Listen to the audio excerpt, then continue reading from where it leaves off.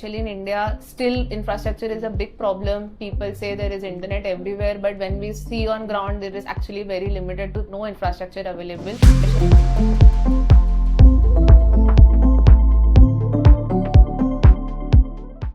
Hi, my name is Shubhangi Gupta and I'm one of the co-founders of Sportboard.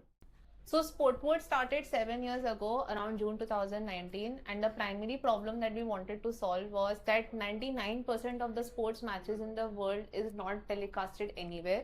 It's because sports broadcasting is very expensive and very difficult. With our solution, what we have done is that you can stream any match that is possible, which is at school, university, district, state, nationals. Because of our technology, we have been able to cut down on production costs by almost 80-85%. As of today, at barely 1,500 rupees per day, you're able to stream any sport at any match that is possible.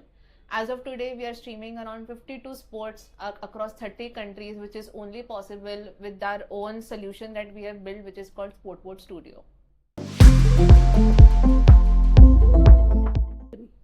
I think earlier days, the biggest challenge was the mindset. Before COVID, people did not take streaming so much seriously because they were always very confident that taking scores on pen and paper is okay. You don't need to stream every match. Why do you need to spend so much?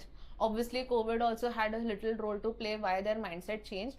But beyond that, when we started streaming school level, a lot of families and parents and schools started appreciating the fact that it's been telecasted because it has started help them to get better selections, to represent the players for better state, for at country level as well.